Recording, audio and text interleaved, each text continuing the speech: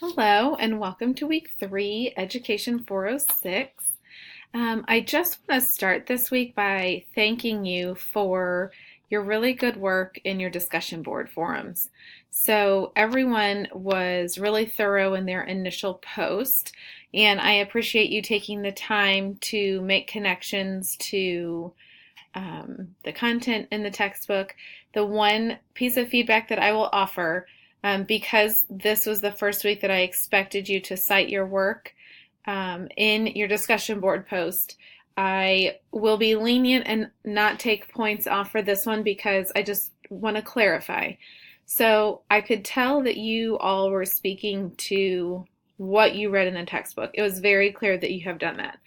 What I'm meaning by citing evidence from the text is a couple of you did this, where you are either citing it like at the end of the statement where you're citing, you have in parentheses the author and the year or the page number or chapter number as you would cite it in APA format. And so that's what I'm looking for because I want to see what specific pieces you're pulling out from your reading or other sources if you're using other sources. So make sure that you are specifically citing APA style in your discussion board post. So if you are not sure what that looks like, two options. You can go here to research assistants or librarian. I think, no, maybe there's not one down here. I thought there was a link to the library on your homepage.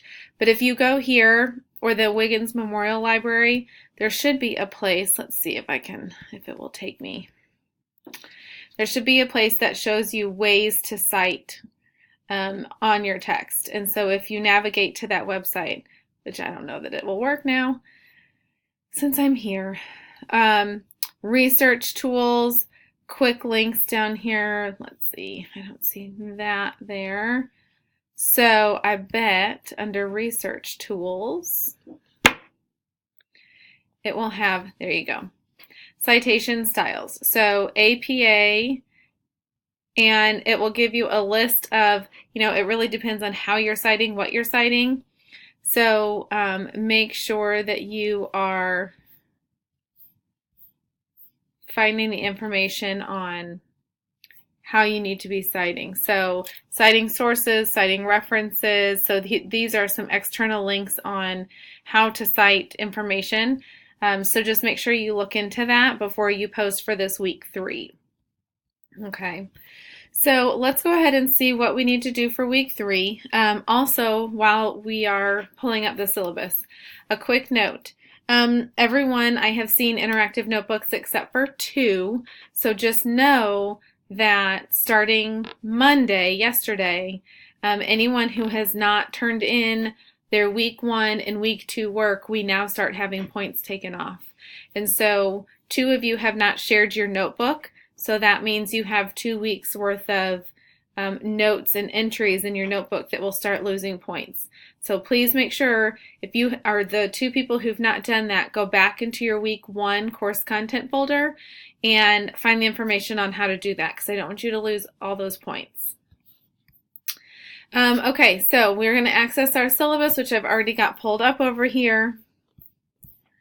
And we're going to look into week 3. All right, so this week we're going to look at a planning support tool, which is your anchor chart, and specifically using the anchor chart for the 7 best practices for reading comprehension instruction. We're also going to look at best practices for students to respond to reading, best assessment practices in responding to reading, and 8 strategic lessons based on student monitoring comprehension and reading. So starting in your chapters this week, you start to get some actual lessons presented to you. So we're going to add some quick pieces of information from those lessons to your interactive notebook so that it's always a resource there for you. And then reflect on those opportunities and respond to the reading in your course. So this week you will have your discussion board prompt, you'll use your interactive notebook to create your anchor charts, and you will be reading your strategies at work chapters 6 and 7. So going back into, so you can navigate into the discussion board through this link, or you can go into your weekly content If you scroll down, week 3 should now be showing for you. And here is your discussion board post. So there isn't a lot posted, obviously, in your week 3 content folder because all of your work is in your interactive notebook, except for your discussion board. So again, remember that you're going to post and cite evidence. Make sure you do your research on APA in-text citation so that you're doing that correctly. And then you need to respond to 2 peers' posts. I would say for the most part, overwhelmingly, you guys did a phenomenal job with this. It was really, you could tell that you were engaged with each other were writing because you wrote so well in your initial post. So there were a few that were a little bit short and not as in-depth of a reply as I would like. So just make sure that you are offering good feedback to those posts. So for this week, providing opportunities to respond to reading is critical for comprehension. So if we as teachers are just letting our kids have exposure to books and to reading, that's good, but that's not going to support comprehension development. And so we want to make sure that students have an opportunity to respond to reading and to demonstrate their comprehension of whatever they've just read. Otherwise, there's no processing, there's no internalizing, there's no connecting. So the more engaging those experiences are, the more the students respond and they remember as well as enjoy reading. So your textbook provides 13 ways that the authors share to teach students how to respond to reading. And they divide them up into different types of responses. So your task for this discussion board is to choose one oral response and one written, artistic, or digital response. So not one written, one artistic, one digital, just one between the 3 of those formats.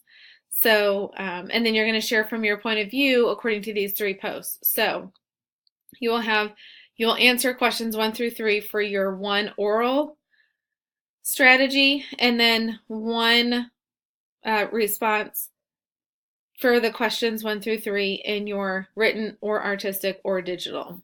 So the 3 things that you're going to answer about it is, in your experience, was it implemented effectively and how do you know?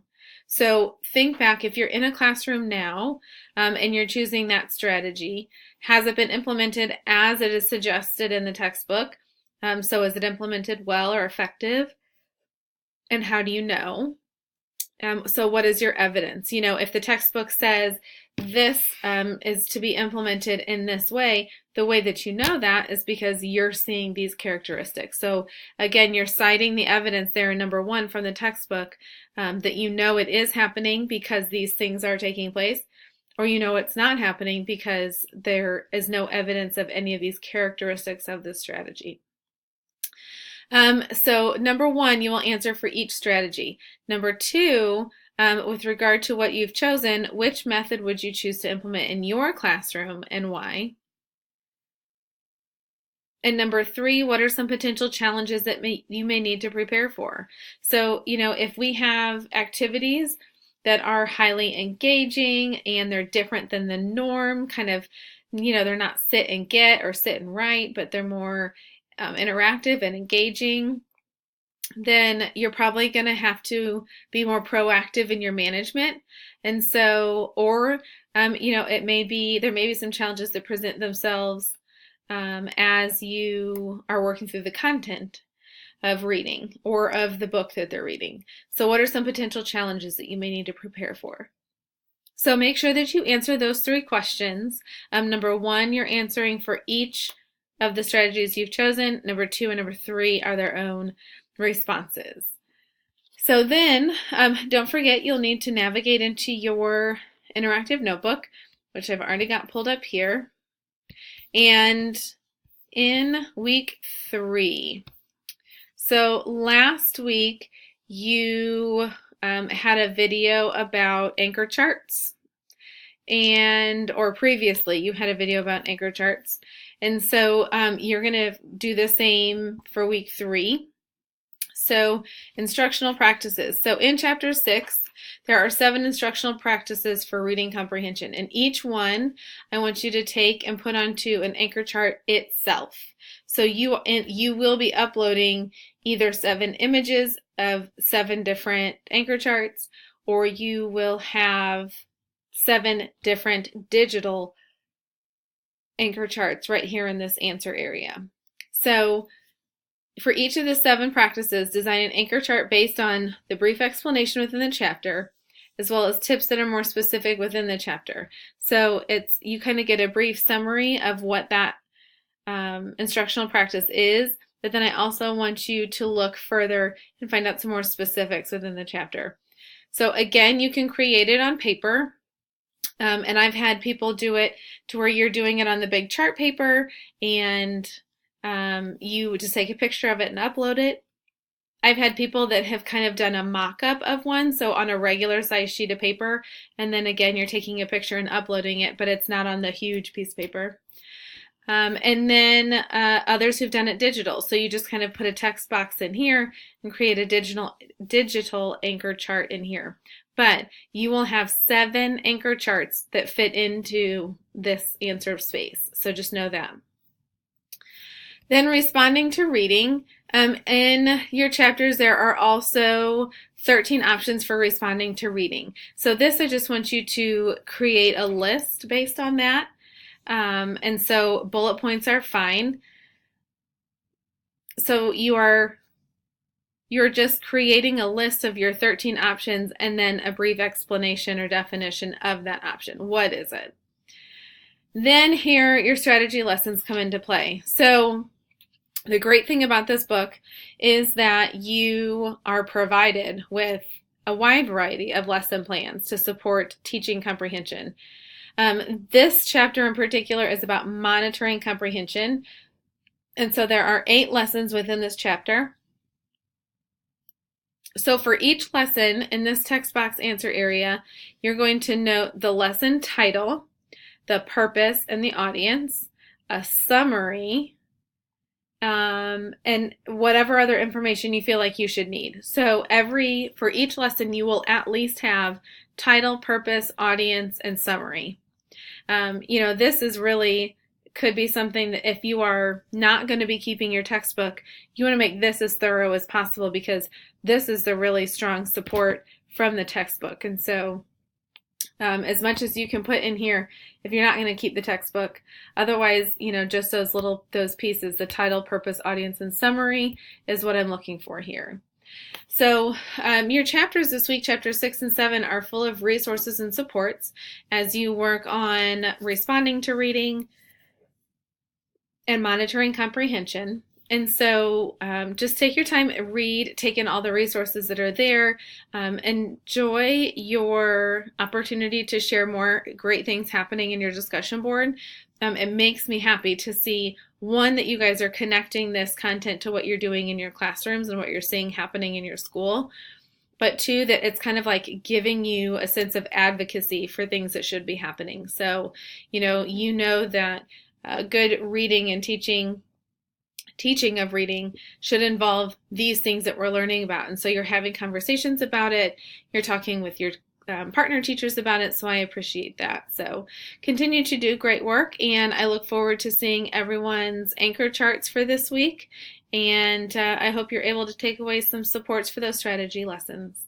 Have a great one.